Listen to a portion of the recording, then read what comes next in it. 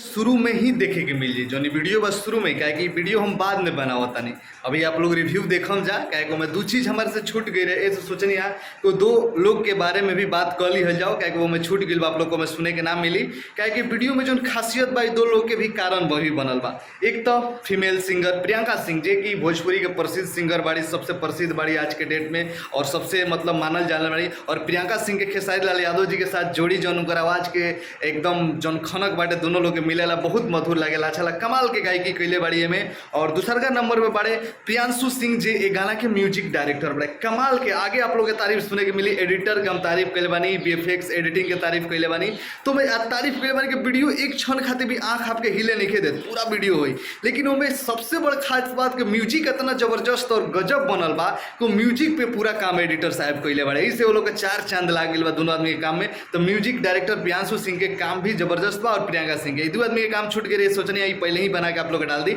अब आप लोग रिव्यू देखी जा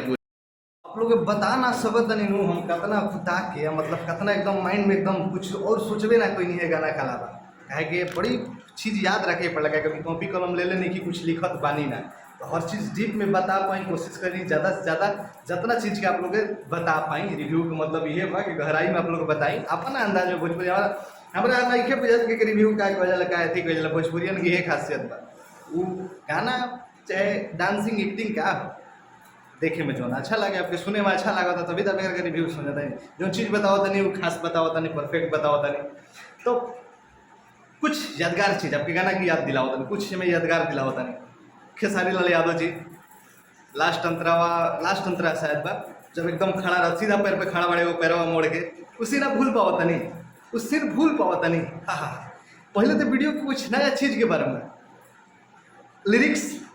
केकरा बारे में हम तारीफ करल बानी पहले बता दें। पहले खेसारी लाल यादव जी खड़ा बड़े पोज यानी उनका डांस और उनका एक्टिंग और उनका बारे में उतने हम यार खेसारी लाल यादव जी जैसे सुपरस्टार भोजपुरी इंडस्ट्री में अरे सुपरस्टार छोड़ी ऐसा आर्टिस्ट ऐसा मेहनत वाला आर्टिस्ट अभी भोजपुरी फिर नहीं खन मिला जो खेसारी यादव जी के प्रेजेंट कर पावे। अक्षय कुमार चाहे साउथ अर्जुन का बालो जौन जना करता लोग अगर इतना खर्चा खेसारी लाल यादव जी पर कह दे जाऊँ वो लोग से लाख गुना ज़्यादा खरा उतरी हम खेसारी जी पहले ही बोली रिएक्शन में ऐसा बात करम का आपके भी माइंड हिल जाए। हम जो बात कहते हैं नो जो हो रहा है भोजपुरी में करा से बिल्कुल ऊपर हट गए क्या हम भोजपुरी से प्यार करें हम केहू एक से ना प्यार करें कल खेसारी जी बड़े कल के हुआ और कल के हुआ और कल के हुआ और तो अच्छा तो सिलसिला चलत जल जाला। लेकिन देश से प्यार करेंगे चाहे इंसान के संसार से प्यार करेंगे चाहे मानवता जिंदा रखेगा पड़ेला तो ही तरीके भोजपुरी से हम प्यार करने सी बात हम कह रहे बनी गहराई में जाकर गजब अंदाज में लिखल मतलब खेसारी जी के अंदाज में हम पहला बार खेसारी जी के अंदाज के देखले बानी फैन हो गए बानी। अब तक तो खाली ना होला कॉमेडी देसी अंदाज तनी हमनी के जमती नौटन तू तो खेसारी लाल यादव जी रोल में ढल के वैसा बन चुका लेकिन भाई करेक्टर देखो तनी एक करेक्टर लायक ही जो फिल्म रहे नहीं झुकेगा साला एमें जो खेसारी कैरेक्टर प्ले करे एकदम तनी अकड़ वाला मिजाजी इंसान भी रंगदार के खाए यस KGF में प्ले कर रहा बड़े कुछ बा करने बा को लोग सुविधा ज़्यादा बा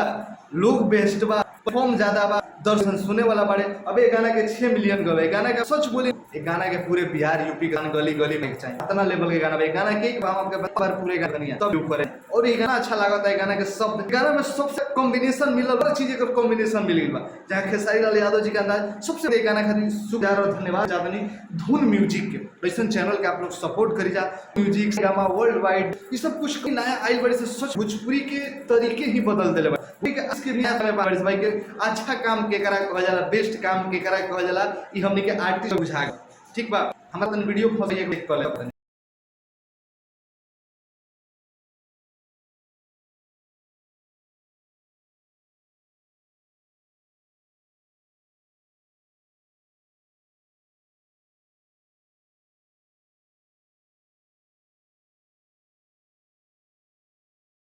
जितना बजट लगा के इतना जबरदस्त टेक्नीशियन इनमें सबसे ज्यादा कॉम्बिनेशन बा डायरेक्शन जबरदस्त बा कहीं डायरेक्शन जबरदस्त रहेला कोरियोग्राफी जबरदस्त रहेला पूरा मतलब जो भी जौन कहे जाला सब बस बा लेकिन एडिटर ढंग से काम नहीं कर गई